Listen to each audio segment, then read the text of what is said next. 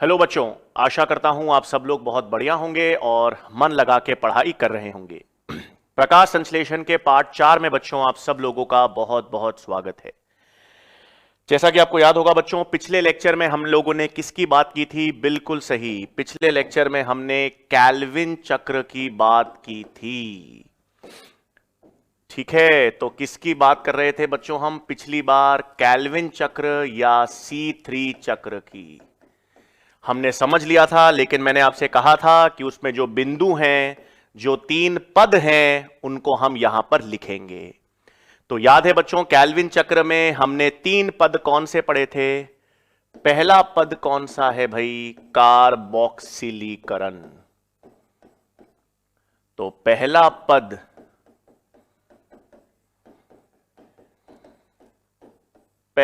पद जो कैल्विन चक्र का है उसे हम क्या कहते हैं बच्चों? कार्बोक्सिलीकरण। उसमें क्या था कार्बोक्सिलीकरण में? पहले पद में कार्बोक्सिलीकरण में 5 कार्बन यौगिक। 5 कार्बन यौगिक कौन था बच्चों? RuBp। किसके रूप में काम करता था? कार्बन डाइऑक्साइड ग्राही के रूप में। तो 5 कार्बन यौगिक RuBp कार्बन डाइऑक्साइड ग्राही के रूप में कार्य करता है।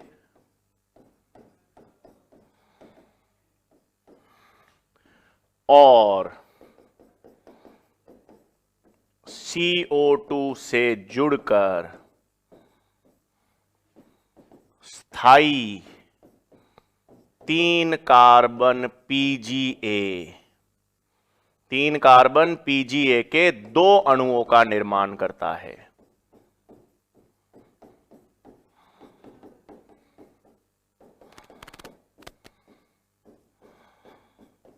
है ना भाई? कार्बोक्सिलीकरण में हमने यही तो देखा था, 5 कार्बन RuBp यौगिक था। किसके रूप में काम कर रहा है? कार्बन डाइऑक्साइड ग्राही के रूप में। और कार्बन डाइऑक्साइड से जुड़कर स्थायी 3 कार्बन यौगिक के 2 अणुओं का निर्माण करता है। तो पहला स्थायी उत्पाद क्या है बच्चों? 3 कार्बन 3 PGA। इस कारण चक्र को हम क्या कहते हैं बच्चों? 3 कार्बन चक्र। इस कारण चक्र को क्या कहते हैं? C3 चक्र कहते हैं। है ना भाई? तो इसी कारण हम चक्र को क्या कहते हैं? C3 चक्र कहते हैं। और इस कार्बोक्सिलीकरण का उत्प्रेरण, नेक्स्ट बिंदु, इस प्रक्रिया का उत्प्रेरण कौन करता है? इस प्रक्रिया का उत्प्रेरण करती है रुबिस्को एंजाइम। है ना भाई? इस प्रक्रिया का उत्प्रेरण कौन करता है? रुबिस्को एंजाइम करती है। तो यहां पर रुबिस्को के विशिष्ट लक्षण,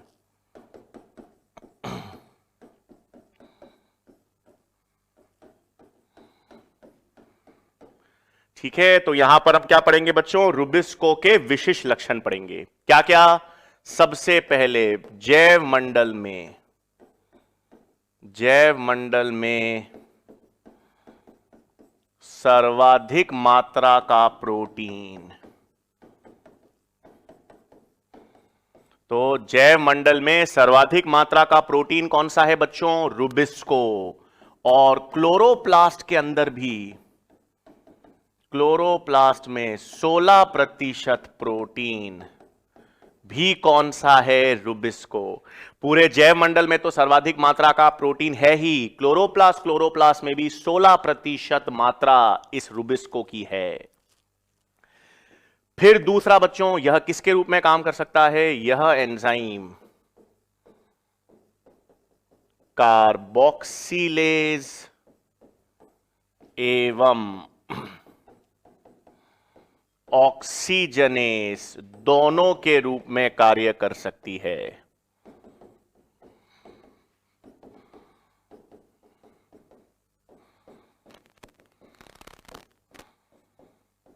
है ना भाई। कार्बोक्सिलेज मतलब कार्बन डाइऑक्साइड से भी जुड़ सकती है, ऑक्सीजनेज मतलब ऑक्सीजन से भी जुड़ सकती है।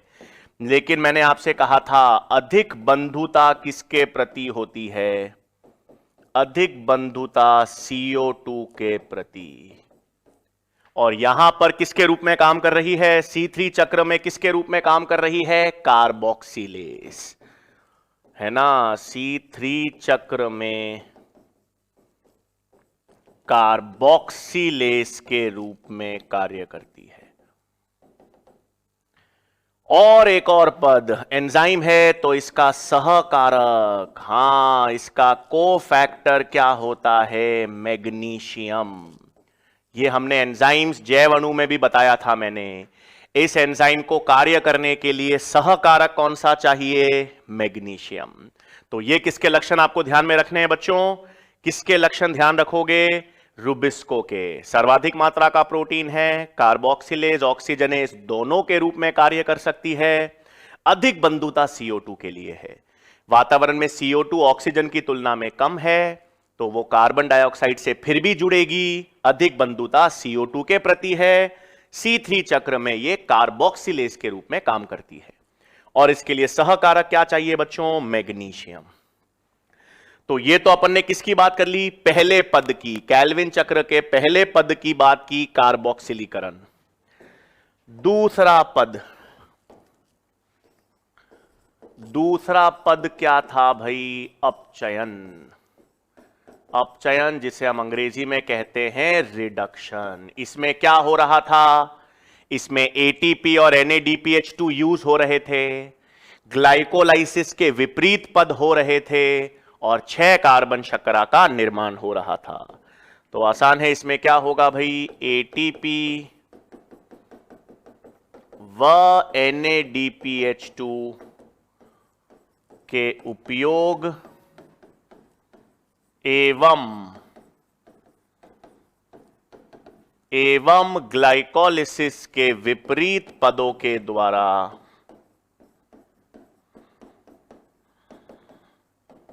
किसका निर्माण? 6 कार्बन शर्करा का निर्माण, है ना भाई। यही तो अपन ने देखा था। ATP और NADPH2 प्रयुक्त होंगे, ATP और NADPH2 प्रयुक्त होने के साथ साथ ग्लाइकोलाइसिस के विपरीत पद देखे जाएंगे और 6 कार्बन शर्करा का निर्माण होगा। और अंतिम पद क्या था? पुनः जनन, जिसे हमने कहा था, जिसे हम कहते हैं रीजेनरेशन, है ना। चक्र कितनी बार चलेगा? 6 बार चलेगा, क्योंकि 6 कार्बन शर्करा बनानी है कार्बन डाइऑक्साइड से, तो चक्र को 6 बार चलाना पड़ेगा। 6 बार चक्र चलाने का मतलब है हर बार RUBP का पुनः जनन करना पड़ेगा। इसका मतलब RUBP का पुनः जनन। अब एक चीज बच्चों, अगर आपने मॉड्यूल देखे होंगे या कोई दूसरी पुस्तकें देखी होंगी तो आपने यह देखा होगा कि इस RUBP के पुनः जनन में कई सारे मध्यवर्तीय बनते हैं। बड़े लंबे चौड़े रिएक्शन दे रखे होंगे, इरेथ्रोस फॉस्फेट, जाइलोस फॉस्फेट, सीडोहेप्टिलोस फॉस्फेट, बहुत सारे पुनः जनन के दौरान पद पाए जाते हैं। बिल्कुल होते हैं, लेकिन हमें याद नहीं रखने। हमें क्या याद रखना है? सुन लो। RUBP के पुनः जनन में क्या याद रखना है? सुन लो। एक तो इसमें उत्प्रेरण करने वाली एंजाइम याद रखनी है, ट्रांस एल्डोलेस और ट्रांस कीटोलेस। ये एंजाइम याद रखनी है। मध्यवर्ती जो बनेंगे उसके नाम मैं यहां पर लिख रहा हूं। स्यूडोहेप्टुलोस फॉस्फेट, इरेथ्रोस फॉस्फेट, जाइल्यूलोस फॉस्फेट, ये मध्यवर्तीय इसमें बनेंगे। और एक चक्र में 1 एटीपी खर्च होगा। एक चक्र में 1 एटीपी खर्च भी लगेगा। चक्र 6 बार चलेगा तो 6 एटीपी। तो पुनः जनन में कोई लंबे चौड़ी अभिक्रियाएं, बहुत सारी अभिक्रियाएं याद रखने की कतई जरूरत नहीं है। याद रखना है पुनः जनन में किसका पुनः जनन होगा? आरयूबीपी का। इस पुनः जनन में कई सारे मध्यवर्तीय बनेंगे, उनके नाम लिख लिए मैंने, सीडोहेप्टिलोस, इरेथ्रोस, जाइल्यूलोस। इनका उत्प्रेरण कौन करेगा? ट्रांस एल्डोलेस और ट्रांस कीटोलेस एंजाइम। और एक चक्र में, एक केल्विन चक्र में पुनः जनन आरयूबीपी का करना है तो 1 एटीपी खर्च लगेगा। इसके अतिरिक्त बिल्कुल भी याद रखने की जरूरत नहीं है। ठीक है भाई, तो ये आपके पास केल्विन चक्र हो गया। फिर अपन ने क्या देखा था? अपन ने देखा था एक केल्विन चक्र में खर्च, एक केल्विन चक्र में 3 एटीपी एवं 2 NADPH का खर्च था, है ना भाई? एक केल्विन चक्र में 2 एटीपी और 2 NADPH तो अपचयन में था और एक अतिरिक्त एटीपी पुनः जनन में था। तो एक चक्र में 3 एटीपी खर्च है और 2 NADPH। इसका मतलब 6 कार्बन शर्करा के निर्माण में, 6 कार्बन शर्करा के निर्माण में 6 केल्विन चक्र होंगे, 6 केल्विन चक्र होंगे। तो कुल 18 एटीपी और 12 NADPH प्रयुक्त होंगे, है ना भाई? 6 कार्बन शर्करा यदि केल्विन चक्र से बनानी है, केल्विन चक्र को प्रयुक्त करके 6 कार्बन शर्करा बनानी है तो केल्विन चक्र 6 बार चलेगा और 6 बार चलेगा तो कुल खर्च कितना आएगा? 18 एटीपी और 12 NADPH। तो एक केल्विन चक्र में तो 3 और 2 हैं, लेकिन 6 कार्बन शर्करा के निर्माण में 6 बार चक्र चलेगा और इसलिए कितने? 18 एटीपी और 12 NADPH2 चाहिए। ठीक है बच्चों, तो 6 कार्बन शर्करा के लिए कुल 18 एटीपी और 12 NADPH। अब नेक्स्ट चीज, ये तो अपन ने पिछले लेक्चर में समझ लिया था। अब एक चीज समझो बच्चों, ये जो C3 चक्र दर्शाने वाले पादप होंगे उनको हम C3 पादप कहेंगे, है ना? जिन पादपों में ये केल्विन चक्र C3 चक्र देखा जा रहा है, जिन पादपों में केवल केल्विन चक्र देखा जा रहा है, उनको हम C3 पादप कहते हैं। और ये C3 पादप जो है ना बच्चों, ये ठंडे क्षेत्रों में अनुकूलित होते हैं। किसके लिए अनुकूलित हैं? शीतोष्ण क्षेत्रों के लिए अनुकूलित होते हैं, जहां पर तापमान थोड़ा कम होता है। शीतोष्ण क्षेत्र यानी टेम्परेट रीजन्स, है ना? किसके लिए अनुकूलित हैं भाई? शीतोष्ण क्षेत्रों के लिए। उदाहरण क्या क्या होते हैं इसमें? उदाहरण भाई चावल है, आलू है, गेहूं है इत्यादि। तो ये आपके पास किसके पादप हो गए भाई? ये आपके लिए मेनली किसके पादप हो गए? ये हमारे पास C3 पादप हैं। C3 पादप जो किसके लिए अनुकूलित हैं? शीतोष्ण क्षेत्रों के लिए अनुकूलित हैं। शीतोष्ण क्षेत्रों का मतलब क्या हो गया बच्चों? शीतोष्ण क्षेत्रों का मतलब क्या हो गया? जो ठंडे वातावरण में पाए जाते हैं, जहां पर तापमान कम है। ठीक है, तो C3 पादप जो हैं वो शीतोष्ण क्षेत्रों के लिए अनुकूलित है। अब सुनो, तो उन वातावरण का क्या जहां पर तापमान ज्यादा है ना? जहां पर तापमान ज्यादा है, इसका मतलब यदि तापमान में वृद्धि हो जाए, अब ध्यान से सुनना मैं क्या कह रहा हूं। C3 पादप तो शीतोष्ण क्षेत्रों में पाए जाते हैं। शीतोष्ण क्षेत्रों में ज्यादातर औसतन तापमान कम रहता है, लेकिन यदि शीतोष्ण क्षेत्रों में भी कुछ महीने ऐसे होते हैं, कुछ महीने ऐसे होते हैं, मई और जून का महीना तो सभी में, पूरे भारत में ऐसा होता है जहां पर तापमान बढ़ जाता है ना। तो शीतोष्ण क्षेत्रों में भी 1 या 2 महीने ऐसे होते हैं जब तापमान बढ़ जाता है। तो जब तापमान बढ़ जाता है तो प्रकाश तीव्रता भी बढ़ेगी। अरे भाई, तापमान ज्यादा है तो सूरज की रोशनी ज्यादा होगी ना, तो तापमान ज्यादा है इसका मतलब प्रकाश तीव्रता भी ज्यादा है। तो जब तापमान भी ज्यादा होता है, प्रकाश तीव्रता भी ज्यादा होती है, तो कार्बन डाइऑक्साइड सीमा कारक हो जाती है। ठीक है, क्या बोल रहा हूं मैं? C3 पादप तो शीतोष्ण क्षेत्रों में है, ठंडे क्षेत्रों में आपको C3 पादप मिलेंगे। ठंडे क्षेत्र का मतलब है 12 महीनों में से 10 महीने तो उनमें तापमान कम रहता है। लेकिन जब 1 या 2 महीने जब तापमान में वृद्धि हो जाती है, प्रकाश तीव्रता में वृद्धि हो जाती है, तो कार्बन डाइऑक्साइड सीमा कारक हो जाता है।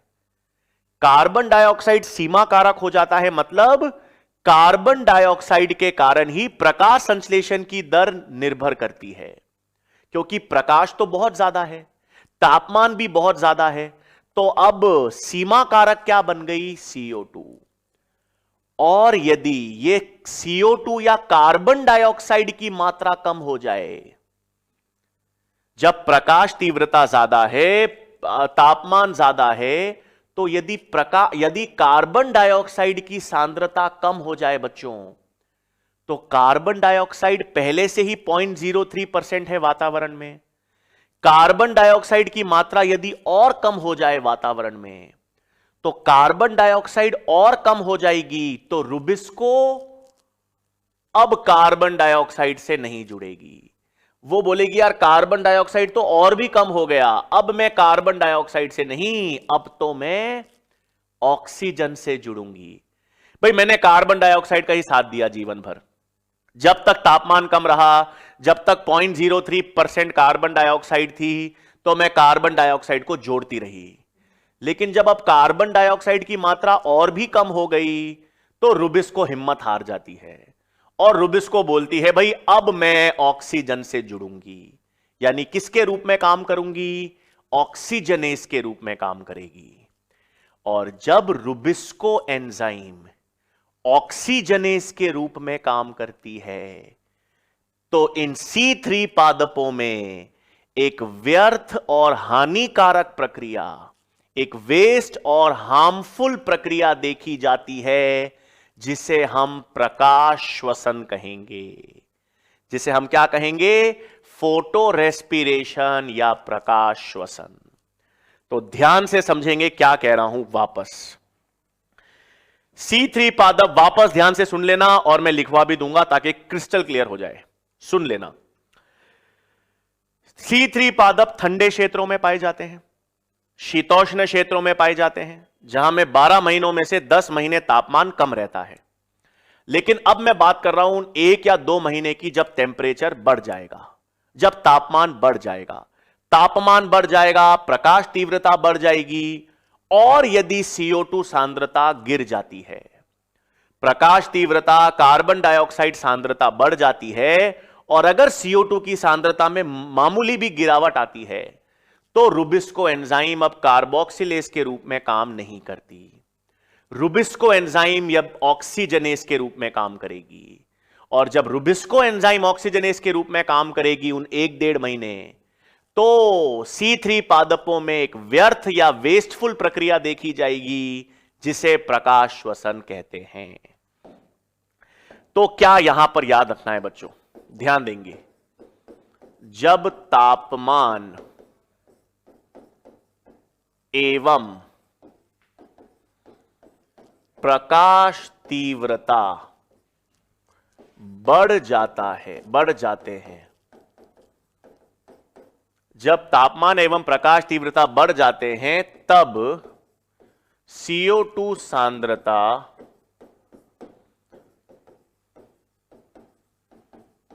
सीमा कारक हो जाती है ना भाई? जब तापमान और प्रकाश तीव्रता बढ़ गए, तो अब सीमा कारक क्या हो गया? Carbon dioxide. ये सीमा कारक का नियम भी बताऊंगा बच्चों, अपन प्रकाश संश्लेषण के कारक देखेंगे ना अपन जब, तो सीमा कारक का सिस्टम भी देखेंगे। तो यदि CO2 सांद्रता कम हो जाती है, यदि क्या हो जाता है बच्चों? CO2 सांद्रता कम हो जाती है, तो रुबिस्को किसके रूप में काम करेगी भाई? ऑक्सीजनेस के रूप में कार्य करती है ना। यदि CO2 सांद्रता कम हो जाती है बच्चों, यदि CO2 सांद्रता में कमी आ जाएगी, तो रुबिस्को जो है वो ऑक्सीजनेस के रूप में कार्य करती है, और C3 पादपों में एक वेस्टफुल यानी व्यर्थ प्रक्रिया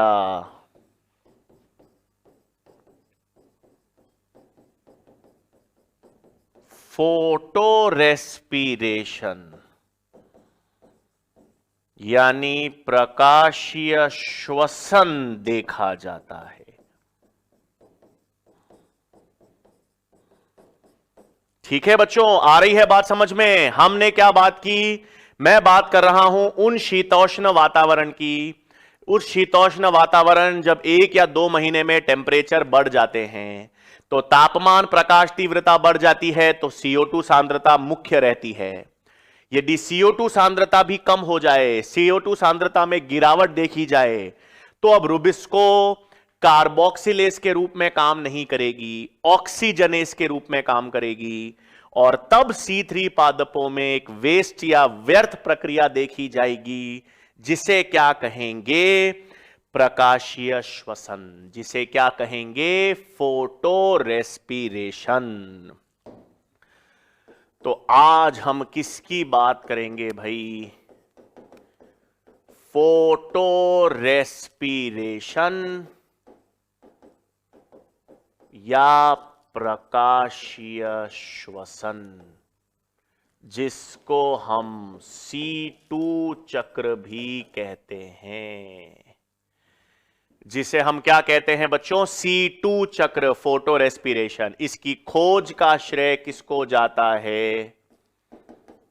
डेकर एंड टियो को। खोज का श्रेय किसे जाएगा बच्चों? डेकर और टियो को। अब सुनो, पहले तो क्या क्या लक्षण अपन को पता है। सबसे पहली चीज, प्रकाशीय श्वसन किन में देखा जाएगा? प्रकाशीय श्वसन किन पादपों में देखा जाएगा? C3 पादपों में देखा जाएगा। किन में देखा जाएगा? C3 पादपों में देखा जाएगा। कब देखा जाएगा? कब देखा जाएगा? जब प्रकाश तीव्रता ज्यादा, तापमान ज्यादा, लेकिन CO2 सांद्रता कम। हर चीज बता रहा हूं बच्चों, क्वेश्चन आएगा, कभी गलत नहीं हो सकता। प्रकाशीय श्वसन किस में देखा जाएगा? C3 पादपों में। कब देखा जाएगा? जब तापमान, प्रकाश तीव्रता ज्यादा हो और CO2 सांद्रता कम हो। क्यों देखा जाएगा? क्योंकि CO2 कम हो जाएगी तो रुबिस्को कार्बोक्सिलेज के रूप में काम नहीं करेगी, ऑक्सीजनेस के रूप में काम करेगी। आई बात समझ में? तो प्रकाशीय श्वसन C3 पादपों में देखा जाता है। देखा जाता है। कब देखा जाता है? जब प्रकाश तीव्रता अधिक, तापमान अधिक और CO2 सांद्रता कम होती है। यही कारण याद रखने हैं भाई। प्रकाश श्वसन C3 पादपों में देखा जाएगा, लेकिन कब देखा जाएगा? जब प्रकाश तीव्रता ज्यादा, तापमान ज्यादा, लेकिन CO2 सांद्रता कम। सबसे प्रमुख कारण पूछ लिया जाए, इन तीनों में से भी सबसे मुख्य कारण क्या है? CO2 सांद्रता कम हो जाना। CO2 सांद्रता कम हो जाती है तो अब क्या होगा? इस कारण क्या होगा? रुबिस्को जो है किसके रूप में काम करेगी? ऑक्सीजनेस के रूप में। ऑक्सीजनेस के रूप में कार्य करती है। प्रकाशीय श्वसन में रुबिस्को किसके रूप में काम करेगी भाई? ऑक्सीजनेस के रूप में। रुबिस्को किसके रूप में काम करेगी? ऑक्सीजनेस के रूप में कार्य करेगी। अब C3 पादपों में प्रकाशीय श्वसन होगा। कब होगा? इस अवस्था में होगा जब तीव्रता ज्यादा है, तापमान ज्यादा है, CO2 कम है। और क्यों होगा? तो जब होगा जब रुबिस्को ऑक्सीजनेस के रूप में काम करेगी, इस कारण। लेकिन इससे क्या होगा? C3 पादपों में प्रकाशीय श्वसन अगर होगा तो इस कारण C3 पादपों की उत्पादकता कम हो जाएगी। हां, यह हम बात क्यों कर रहे हैं? ठीक है, हम क्यों कह रहे हैं प्रकाशीय श्वसन क्यों है? प्रकाशीय श्वसन के कारण ही C3 पादपों की उत्पादकता कम हो जाती है। तो यहां पर प्रकाशीय श्वसन के कारण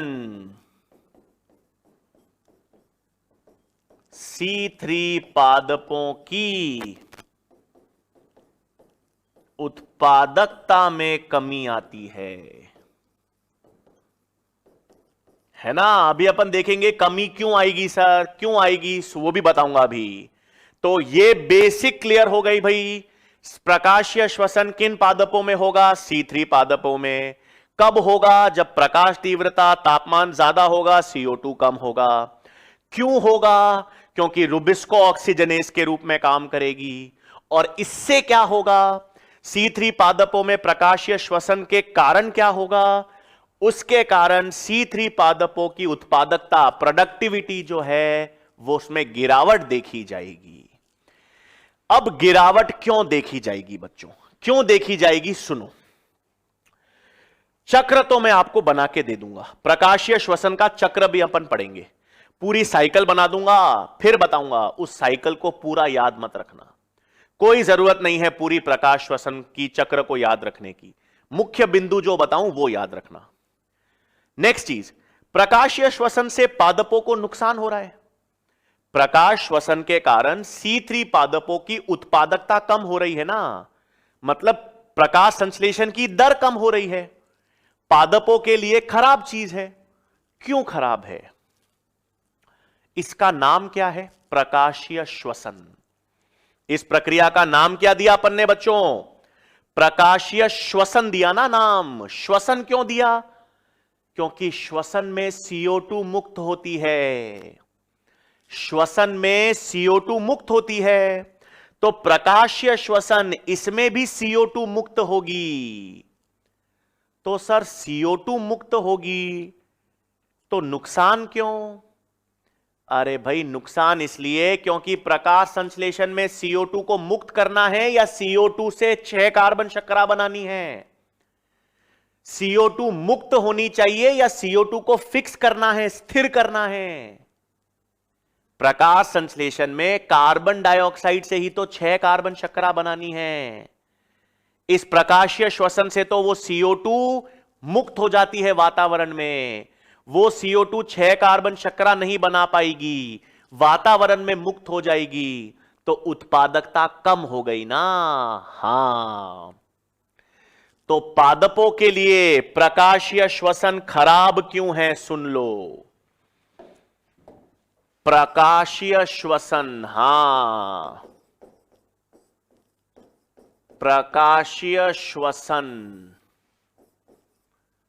C3 पादपों के लिए हानिकारक क्यों है? क्यों है भाई? पहला कारण तो पादपों द्वारा स्थिर की गई CO2 को वातावरण में मुक्त कर देता है। तो ये नुकसान है। हमें CO2 मुक्त नहीं करनी, वो तो हम श्वसन में करेंगे। प्रकाशीय श्वसन से CO2 मुक्त हो रही है। जब आपको CO2 स्थिर करनी है, CO2 से 6 कार्बन शर्करा बनानी है, तो ये वातावरण में मुक्त कर रहा है। नुकसान है ना।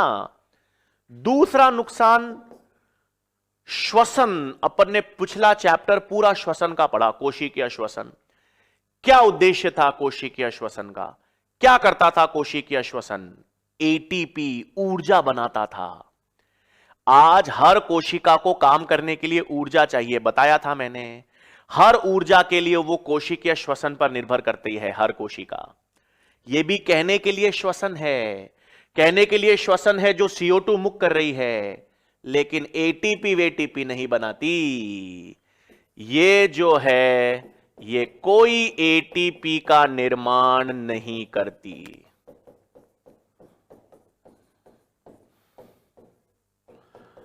ठीक है, तो आप सोच रहे हैं अपन सर इसमें अगर श्वसन लिखा हुआ है तो क्या पता ये ऊर्जा बनाती हो। नहीं, कोई ऊर्जा नहीं बनाती। ना तो ये कोई ऊर्जा बनाती है, और CO2 स्थिर करने की बजाय वातावरण में CO2 मुक्त कर देती है। तो ATP बना नहीं रही, कोई लाभ नहीं दे रही, व्यर्थ है। और ऊपर से जो बेचारा CO2 स्थिर कर रहा है पादप, उसको भी वातावरण में मुक्त कर देती है।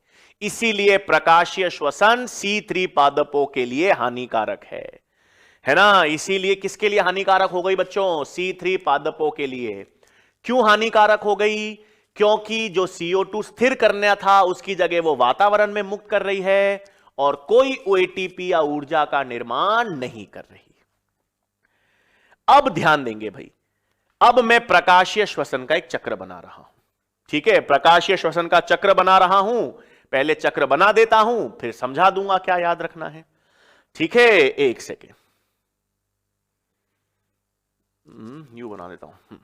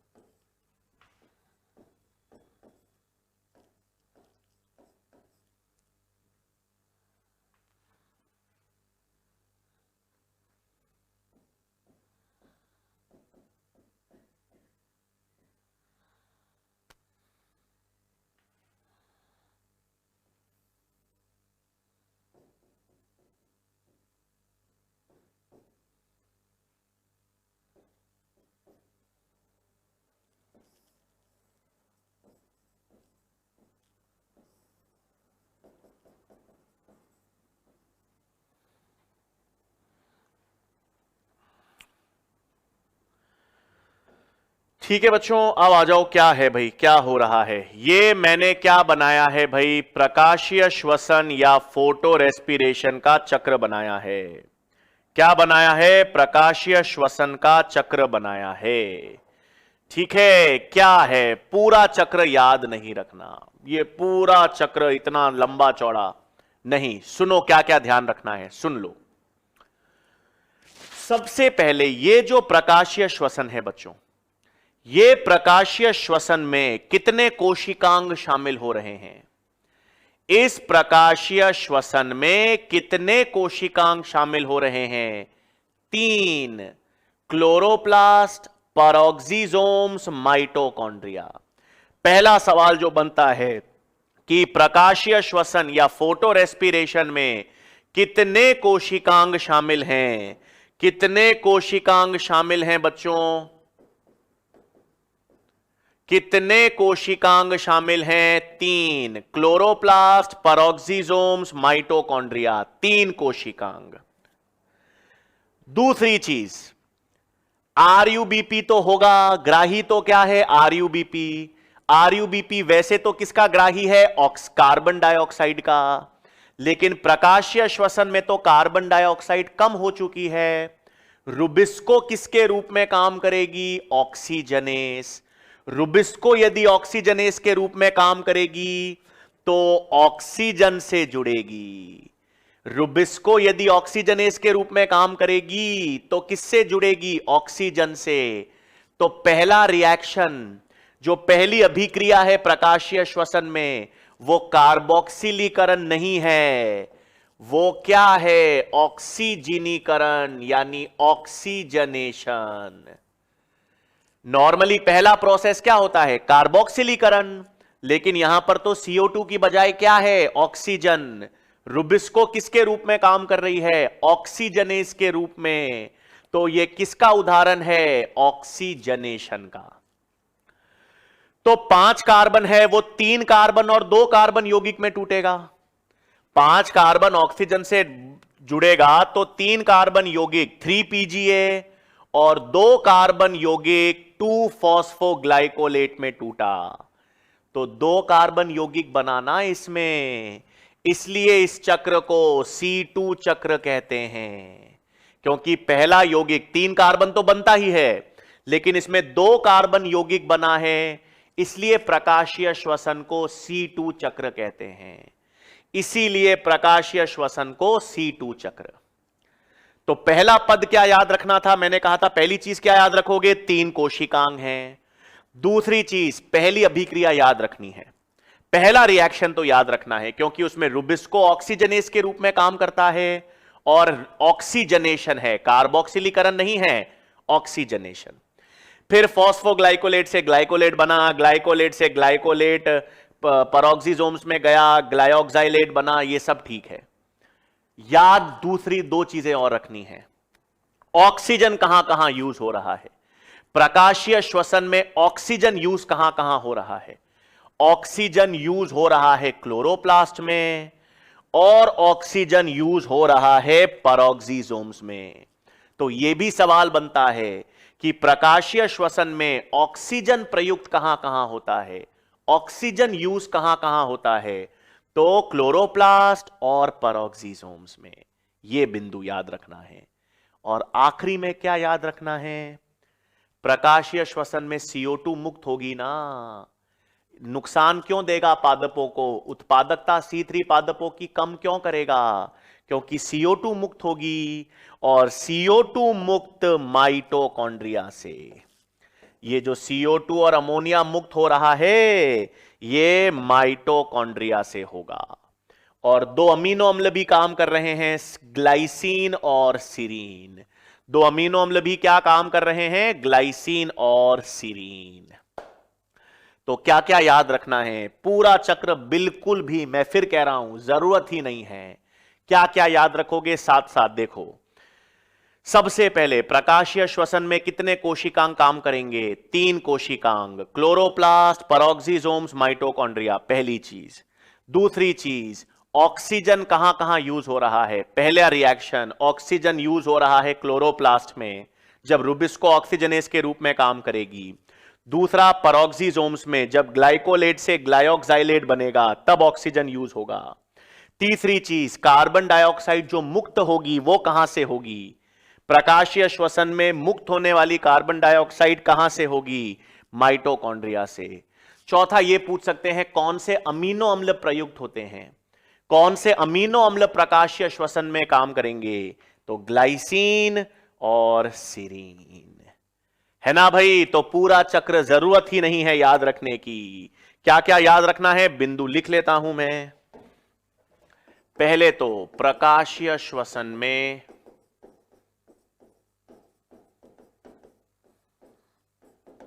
तीन कोशिकांग सम्मिलित,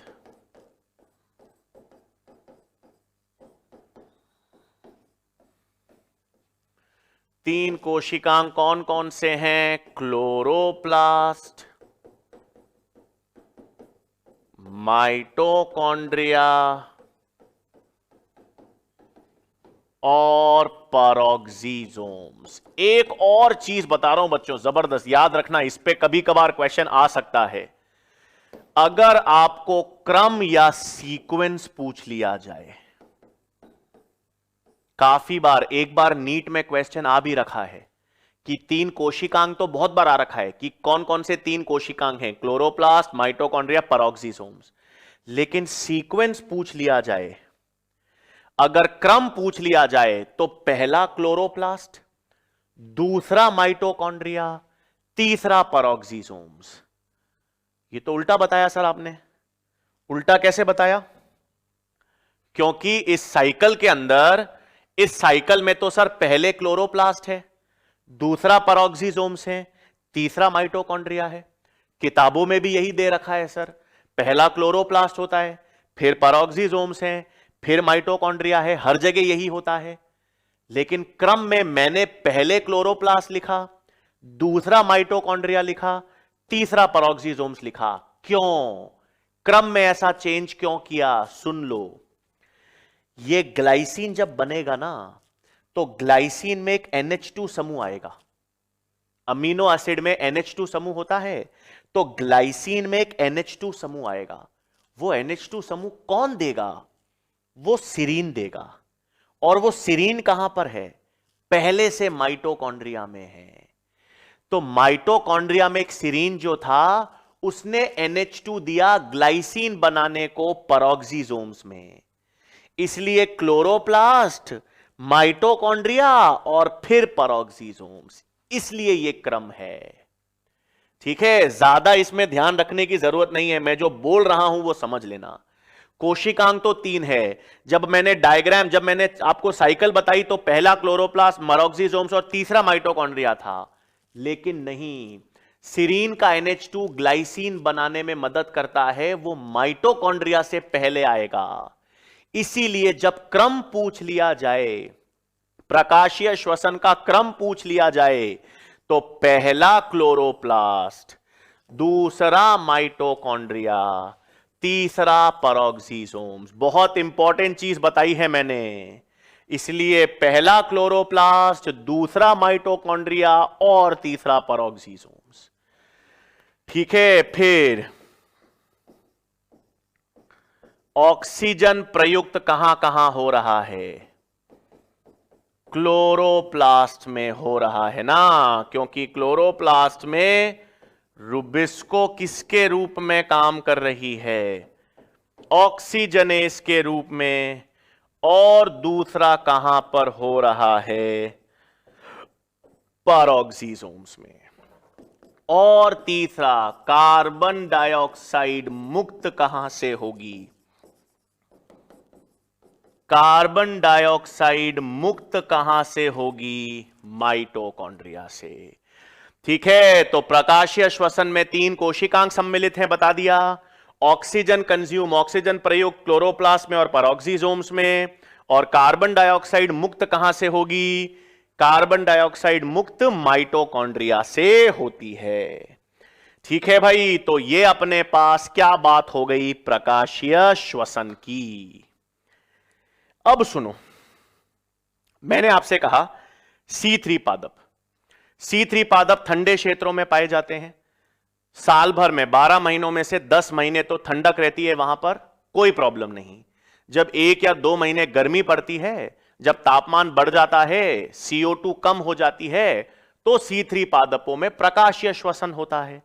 प्रकाशीय श्वसन से उनकी उत्पादकता कम हो जाती है। यह देख लिया। तो फिर भी ठीक है, साल भर में 1 या 2 महीने अगर C3 पादपों की उत्पादकता कम भी हो जाए तो पूरे साल भर में एवरेज तो ठीक ही रहता है। लेकिन उन पादपों का क्या बच्चों जो उष्णकटिबंधीय क्षेत्रों में रहते हैं, ट्रॉपिकल एरियाज, अपने राजस्थान के पादप, जहां तो साल भर ही गर्मी रहती है, 1 या 2 महीने ठंड पड़ती है, 12 में से 10 महीने जहां पर गर्मी रहती हो, उष्णकटिबंधीय क्षेत्र, हां हमारे वाले ऐसे पादपों में तो साल में से 8, 9, 10 महीने गर्मियां रहती हैं। 8, 9 महीने तापमान, प्रकाश तीव्रता ज्यादा रहती है, 2 या 3 महीने ही तो ठंड पड़ती है।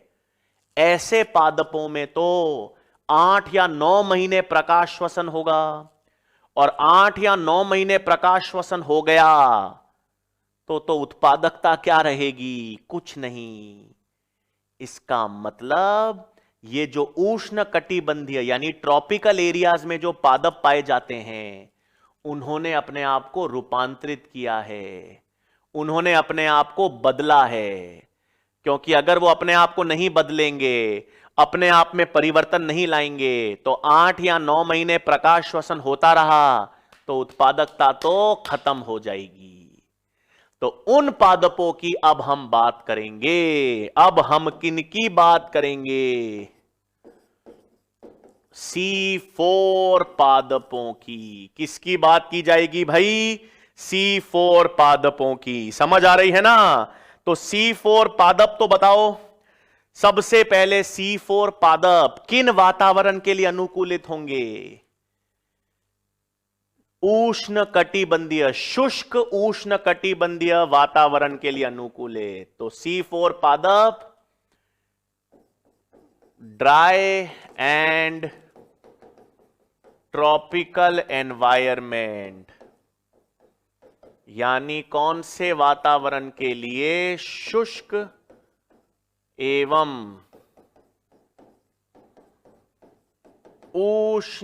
उष्णकटिबंधीय वातावरण के लिए अनुकूलित है ना भाई? तो शुष्क और उष्णकटिबंधीय वातावरण के लिए अनुकूलित कौन होंगे? C4 पादप। इनके उदाहरण में मेज, मक्का, बिल्कुल, गन्ना, शुगर केन, बाजरा, मिलेट्स, अमरंथ, सोरघम। सोरघम की हिंदी नहीं मालूम बच्चों मुझे, बट आपके पास ये सारे पादप जो हैं, ये सारे पादप, मक्का, sugar cane, millets, amaranth, sorghum, ये सब उष्णकटिबंधीय वातावरण में मिलते हैं। और उष्णकटिबंधीय वातावरण जहां पर साल में 8 महीने 9 महीने गर्मियां रहती हैं, तो 8 महीने 9 महीने गर्मियां रहेंगी, तो वहां पर ये कैसे अनुकूलन दर्शाएंगे? वहां पर ये प्रकाश श्वसन नहीं दिखा सकते। ठीक है? तो मक्के में sugar cane, millets, amaranth, sorghum, ये सब किसके उदाहरण हैं? C4 पादप। किस वातावरण के लिए अनुकूलन दर्शाते हैं? शुष्क और उष्णकटिबंधीय। और इनमें एक विशेष चक्र, हां इनमें एक विशेष चक्र C4 चक्र यानी हैच एंड स्लैक चक्र देखा जाएगा, है ना? इनकी C4 चक्र की खोज किसने की थी? हैच एंड स्लैक वैज्ञानिक थे, इसलिए इस चक्र को क्या कहते हैं? हैच एंड स्लैक चक्र। ठीक है? अब ये चक्र पढ़ने से पहले, C4 पादपों में C4 चक्र पढ़ने से पहले C4 पादपों के विशिष्ट लक्षणों की बात करते हैं। ठीक है? किसकी बात करें बच्चों? C4 पादपों के लक्षणों की।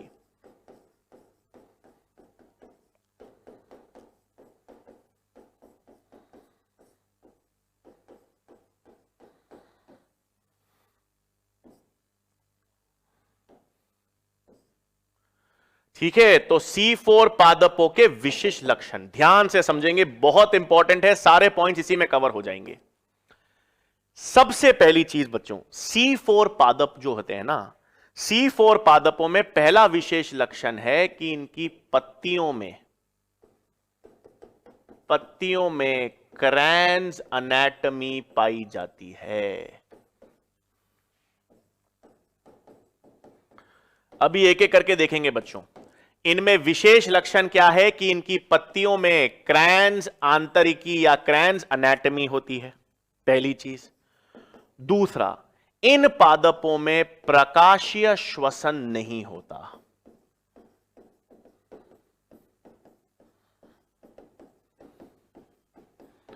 हां, फोटो रेस्पिरेशन इन पादपों में नहीं होता।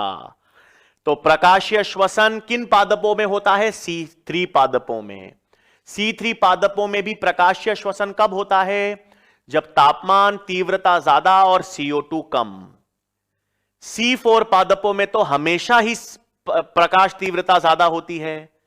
C4 पादप तो उष्णकटिबंधीय क्षेत्रों में पाए जाते हैं ना, राजस्थान के पादप सुन लो। तो यहां पर तो साल में से 8 महीने प्रकाश ज्यादा है, तापमान ज्यादा है, तो और CO2 भी कम हो सकती है, तो इनमें प्रकाश श्वसन फिर भी नहीं देखा जाता। क्यों? अभी बताऊंगा। इन पादपों में प्रकाशीय श्वसन क्यों नहीं होता, बताऊंगा अभी। तो इनमें प्रकाश श्वसन नहीं देखा जाता। तीसरा, प्रकाश श्वसन नहीं देखा जाएगा तो इनकी जो उत्पादकता है या प्रकाश संश्लेषण की दर है, ज्यादा या कम? ज्यादा। प्रकाश संश्लेषण की एफिशिएंसी या कुशलता अधिक, क्योंकि इनमें प्रकाशीय श्वसन नहीं हो रहा, इसीलिए इनमें उत्पादकता या प्रकाश संश्लेषण की कुशलता अधिक होगी। चौथा, ये अधिक तापमान पर अनुकूलन दर्शाते हैं।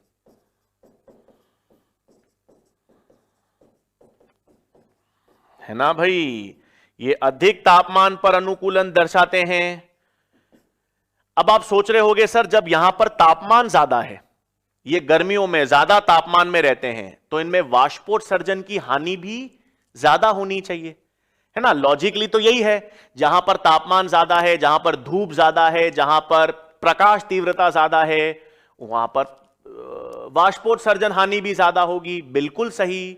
लेकिन इन पादपों में अनुकूलन है, इन पादपों में वाष्पोत्सर्जन हानि भी कम होती है। हां, वाष्पोत्सर्जन हानि कम होती है, C3 पादपों से आधी होती है। C3 पादपों से आधी हानि है, और उत्पादकता अधिक मतलब C3 पादपों से दुगुनी।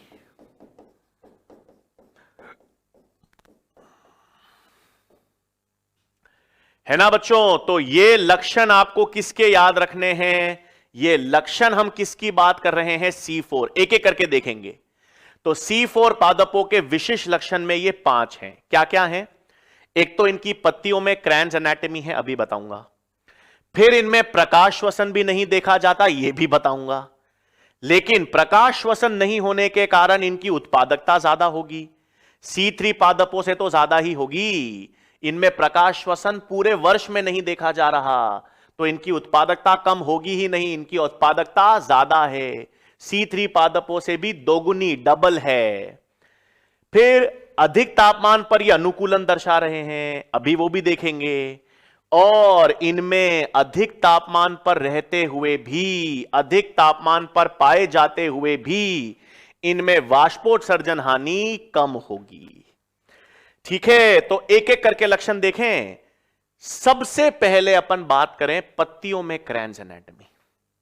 इसका मतलब मैंने आपको एक C3 पादप दे दिया बच्चों, और एक C4 पादप देख दिया, तो दोनों पादपों को देखकर उनकी आकारिकी या मॉर्फोलॉजी के आधार पर आप अंतर नहीं पता कर सकते। बाहर से देखो तो C3 पादप और C4 पादपों में कोई अलग अलग लक्षण नहीं है, बाहर से दोनों पादप सेम ही दिखते हैं, तो आकारिकी या मॉर्फोलॉजी के आधार पर तो आप अंतर पता नहीं कर सकते। आप तो उनकी आंतरिक संरचना देखकर पता कर सकते हो, अच्छा ये C3 पादप है या C4 पादप है। और किसकी आंतरिक संरचना? ऑब्वियस सी बात है, पत्तियों की। तो C4 पादपों में पहला लक्षण अपन देख रहे हैं, C4 पादपों में पहला लक्षण क्या देख रहे हैं बच्चों? पत्तियों में क्रैंस एनाटॉमी।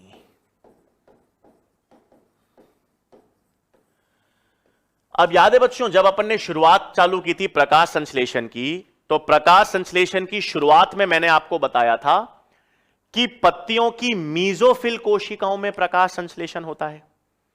प्रकाश संश्लेषण जो है वो पत्तियों की मीजोफिल कोशिकाओं में होता है। मीजोफिल कोशिकाओं के अंदर क्लोरोप्लास्ट है, उसके अंदर होता है।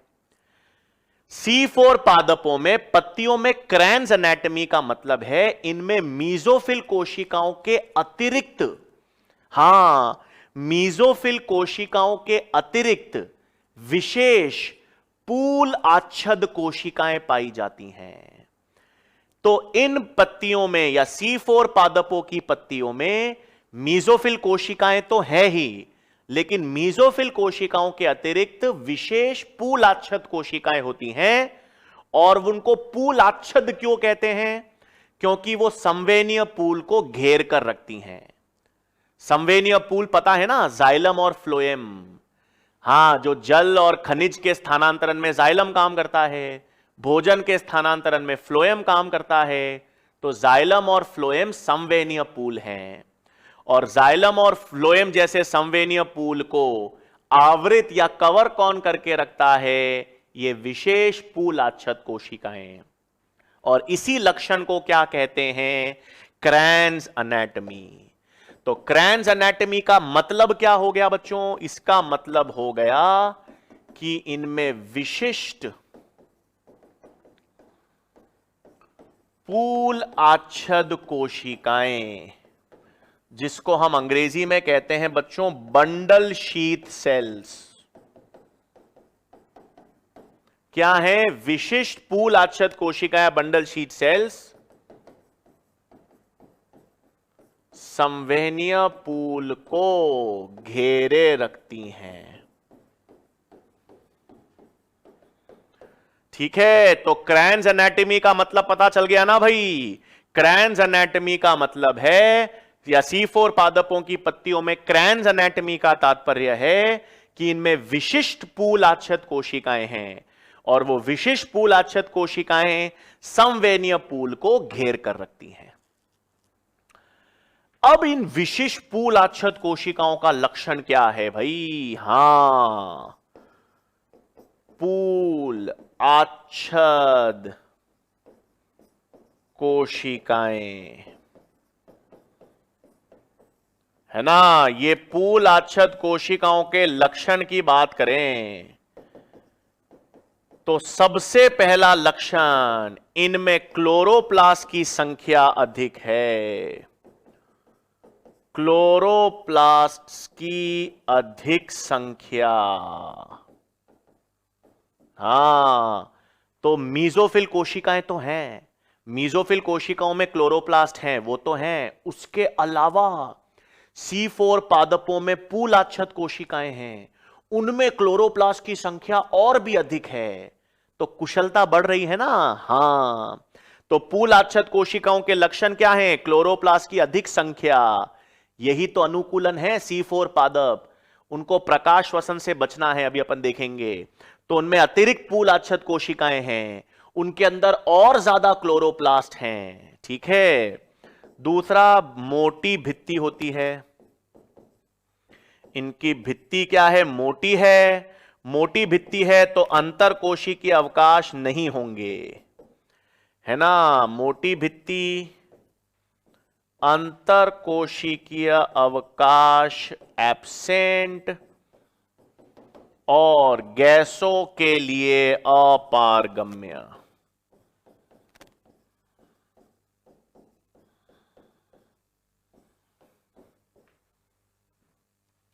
भाई देखो, पूल आच्छद कोशिकाएं जो हैं उनमें भित्ति बहुत मोटी है, तो जब इन कोशिकाओं की भित्ति बहुत मोटी होगी तो बीच में खाली जगह होगी ही नहीं, बीच में रिक्त स्थल मतलब अंतर कोशिकीय अवकाश होंगे ही नहीं, और इसके लिए गैस लीक नहीं होगी।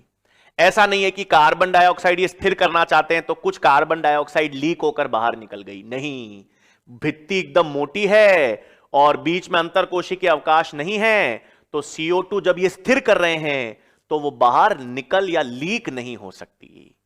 तो ये किसके विशिष्ट लक्षण हो गए बच्चों? पूल आच्छद कोशिकाओं के। पूल आच्छद कोशिकाओं के विशिष्ट लक्षण में क्या है? उनमें क्लोरोप्लास्ट की संख्या ज्यादा होती है, उनकी भित्ति मोटी होगी, अंतर कोशिकीय अवकाश नहीं होंगे और वो गैसों को लीक भी नहीं करने देगी, मतलब गैसों के लिए क्या होंगी? अपारगम्य। ये किसका लक्षण हो गया भाई? पूल आच्छद कोशिकाओं का। किसका लक्षण हो गया बच्चों? पूल आच्छद कोशिकाओं का। तो अपन ने क्या देखा बच्चों? ये बात कर रहे थे C4 पादपों की।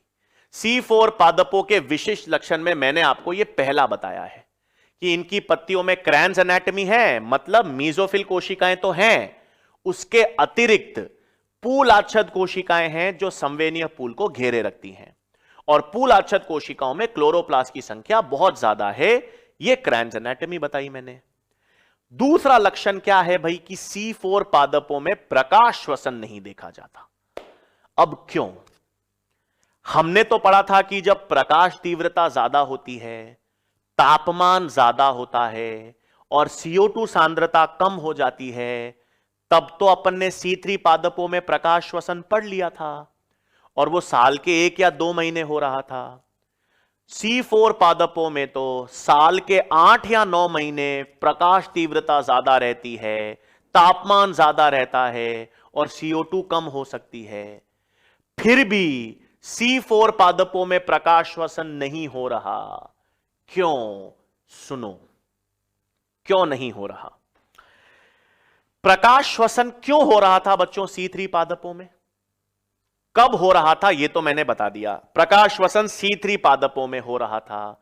कब हो रहा था ये भी बता दिया। क्यों हो रहा था? क्योंकि रुबिस्को एंजाइम ऑक्सीजनेस के रूप में काम कर रही थी। रुबिस्को एंजाइम ऑक्सीजनेस के रूप में काम कर रही थी, तभी तो प्रकाश श्वसन हो रहा था C3 में। और रुबिस्को एंजाइम ऑक्सीजनेस के रूप में क्यों काम कर रही है? क्योंकि उसको CO2 पर्याप्त नहीं मिल रहा। वातावरण में पहले ही 0.03 CO2 था, अब और कम हो गया CO2, तो रुबिस्को ने हिम्मत हार गई।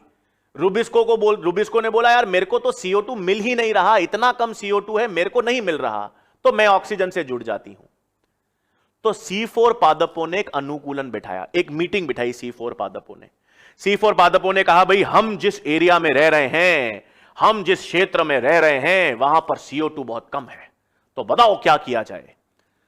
तो ऐसे मीजोफिल कोशिकाएं बैठी थी, बंडल शीत कोशिकाएं भी बैठी थी। बंडल शीत कोशिका ने बोला सर हम काम करेंगे, हम में ज्यादा क्लोरोप्लास्ट है, मेरे पास ज्यादा लोग हैं, हम मेहनत करेंगे। मीजोफिल कोशिकाओं ने भी एक तो ये, दूसरा मीटिंग में यह निष्कर्ष निकाला गया कि भाई प्रकाश श्वसन को कैसे रोकें।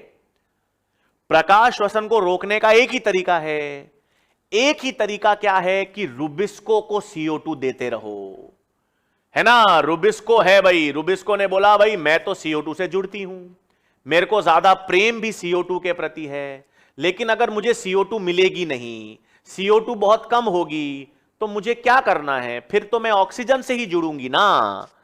तो आप लोग मीटिंग कर लो, आप लोग कैसे भी करके मेरे को CO2 उपलब्ध करवा दो। C4 पादपों को रुबिस्को कहती है आपको जो करना है, जैसा करना है वैसा करो, मेरे को CO2 उपलब्ध करवा दो। वातावरण में CO2 कम होगी मुझे नहीं पता, मेरे को CO2 उपलब्ध करवाते रहो, मैं कार्बोक्सिलेज के रूप में काम करूंगी और आपके में प्रकाश श्वसन नहीं होगा। तो C4 चक्र को या C4 पादपों को मालूम चल गया भाई कि अपन को तो रुबिस्को को CO2 देते रहना है, रुबिस्को को CO2 उपलब्ध करवाते रहो, वो ऑक्सीजनेस के रूप में काम नहीं करेगी और अपने में प्रकाश श्वसन नहीं होगा। तो C4 पादपों ने 2 तरीके अपनाए। एक तो यह तरीका है पूलाच्छद कोशिकाओं का कि भाई पूलाच्छद कोशिकाएं बना ली, पूलाच्छद कोशिकाओं में क्लोरोप्लास्ट भर दिया। और क्या किया, और हम आगे पढ़ेंगे नेक्स्ट लेक्चर में, इनमें पेप कार्बोक्सिलेज एंजाइम पाई जाती है। हां, एक नई एंजाइम है बच्चों, नेक्स्ट लेक्चर में विस्तार में बताऊंगा। पेप कार्बोक्सिलेज एंजाइम इनके अंदर होती है। वो पेप कार्बोक्सिलेज एंजाइम, उसको बनाया किस लिए गया? उसको बनाया गया कि भाई देख, तेरे को एक ही काम करना है, वातावरण में CO2 कम हो ज्यादा हो, कितनी भी कम हो, तुझे तो कम CO2 को भी पकड़ के लाना है और रुबिस्को को उपलब्ध करवाना है ना। C4 पादपों के पास तो बड़ी प्रॉब्लम थी। C4 पादपों ने मीटिंग इसीलिए की कि भाई हम उस वातावरण में रहते हैं जहां पर CO2 कम है, और CO2 कम होते हुए भी हमको प्रकाश श्वसन नहीं दर्शाना है। उसके लिए रुबिस्को को तो CO2 फेंकते रहो, रुबिस्को को CO2 उपलब्ध करवाते रहो। तो उसके लिए उन्होंने दो तकनीकें अपनाई। एक तो पेप कार्बोक्सिलेज एंजाइम बनाई। पेप कार्बोक्सिलेज का योगदान या रोल क्या गया? भाई तुझे कुछ नहीं करना, वातावरण में CO2 कम हो ज्यादा हो, जितनी भी हो, तू पकड़ के CO2 ले आ और रुबिस्को को उपलब्ध करवाते रहे। तो पेप कार्बोक्सिलेज ने कहा, पेपकेज ने, कि सर मैं कम CO2 भी होगी तो भी स्थिर कर लूंगी, तो भी पकड़ लूंगी, लेकिन भेजेगा कौन? लोग चाहिए जो रुबिस्को को भेजें। तो लोग, ज्यादा क्लोरोप्लास्ट चाहिए, ज्यादा क्लोरोप्लास्ट पूलाच्छद कोशिकाओं के पास है। तो पेप कार्बोक्सिलेज एंजाइम और पूलाच्छद कोशिकाओं में ज्यादा क्लोरोप्लास्ट, ये दोनों तकनीकों ने मिलकर रुबिस्को को CO2 देना चालू कर दिया। और C4 पादपों को ये दोनों तकनीकों से रुबिस्को को पर्याप्त मात्रा में CO2 मिलता रहता है, और इसीलिए वो प्रकाश श्वसन नहीं दर्शाते, है ना भाई। कौन से दो लक्षण हैं? पेप कार्बोक्सिलेज एंजाइम की क्रिया और पूलाच्छद कोशिकाओं में ज्यादा क्लोरोप्लास्ट, इन दोनों ने मिलकर पर्याप्त CO2 रुबिस्को को उपलब्ध करवा दी। कम CO2 है वातावरण में, कोई दिक्कत नहीं, पेप कार्बोक्सिलेज ने स्थिर कर ली। भेजना है रुबिस्को तक, ज्यादा क्लोरोप्लास्ट ने रुबिस्को तक भेजना चालू कर दिया, और इस कारण प्रकाश श्वसन किसमें नहीं देखा जाता? C4 में। अब कैसे होगा यह काम? इसके लिए तो चक्र पढ़ना पड़ेगा, और वो चक्र बच्चों विस्तार में, हां विस्तार में वो चक्र कैसा होता है C4, वो हम नेक्स्ट लेक्चर में पढ़ेंगे। ठीक है, तो जो C4 चक्र की हम बात कर रहे थे ना, वो हम बच्चों नेक्स्ट लेक्चर में पढ़ेंगे। ठीक है बच्चों, आशा करता हूं आज चीजें क्लियर हो गई होंगी। नेक्स्ट लेक्चर में मुलाकात होगी। धन्यवाद।